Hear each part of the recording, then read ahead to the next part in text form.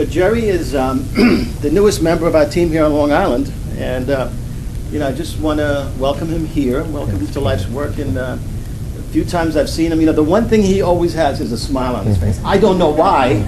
I mean, when you consider the circumstances he's fallen in, but I mean, it's great. So it's a pleasure to have you here, and welcome. Thank you, Peter. Thank you so much. Appreciate it. Been 27 years in government in 3 different states. One of the things about human services that I struggle with is the reactiveness of the system. And I see it within the context of New York, and actually I've been involved in child welfare, criminal justice, mental health, DD services, basically the full gamut. And I call it a little bit what I call the ghost of Willowbrook that kind of hovers over our head in New York. And part of that is that we have to be somewhat reactive because of issues of the past. But we also need, we had a similar lawsuit in Wisconsin with one of our largest counties, Milwaukee, in child welfare.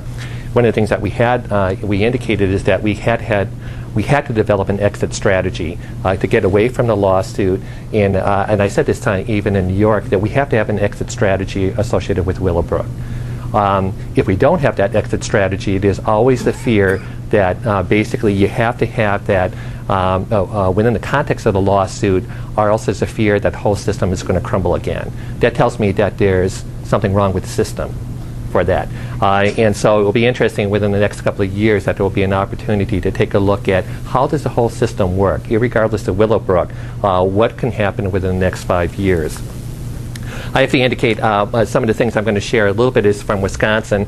I've been for 5 weeks on the fiscal sustainability team looking at the context of the budget and what can happen within the context of the current structure. I'm going to be sharing a little bit about that. I'd like to have input from you too. But at one of the meetings, Seth Stein was there and leaned over to Margaret Stednicki, our developer on Long Island, and said, Margaret, you have to talk to Jerry. He's from New York now. Stop using Wisconsin experience. So I said, from now on, I'm just going to say, once upon a time, in a land far, far away, this experience happened. So, but unfortunately, my experience has been in 27 years in Wisconsin and Minnesota, so I'm going to share a little bit about that, the good and the bad and the ugly. Actually, in the 12 years that I was in Wisconsin, literally the second week that I got there, we were involved in major reform of long-term care, not only for the DD population, but for the aging population, mentally ill population, really the whole gamut of services.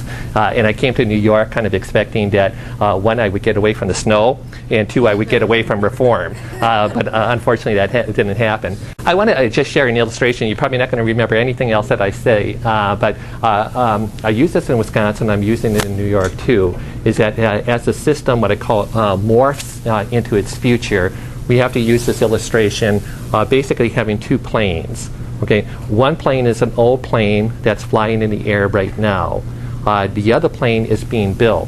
But in reality, we're sharing parts from both of the planes. We have to make sure that the old plane, the old legacy services that we're providing, still is flying. It doesn't crash. But we also have to make sure that the new plane, the innovation that we're happening, is able to take off. And that's the biggest struggle within the context of the balance that we have.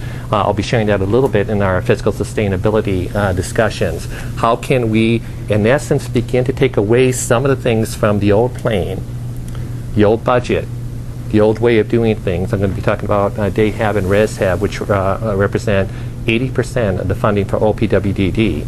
If we're going to have fiscal sustainability, we're going to have to take a look at how we do RESHAB differently and how we do DAHAB differently. And again, I would like your input for that. I put this up a couple of weeks ago, probably a couple of months ago. I heard an economist on NPR talk about a book that I think he wrote, and I was looking at it, trying to find it on the internet, called Shift Happens. And what he was talking about is that in the future, even to current day, that agencies, that governments, nationally and internationally, that are going to survive, basically have to adjust to the shifting economy, to the shifting culture. We're going to have to adapt to the changing culture, to the changing economy. One thing I'm going to share about 2 years ago when I was still in Wisconsin, an economist again was talking about the fact that we're never going to get to where we were in the economy of 1999-2000. Okay, the reason for that is that it was based on a false credit ceiling. Okay, and as a result of that, it's never going to shift back, or very likely, or else it's going to take numerous years for it to shift back. And for government, that's a major factor because the revenue that we had back in 1999, 2000, 2001 is never going to be there, irregardless of what the graphs that I'm going to show you say.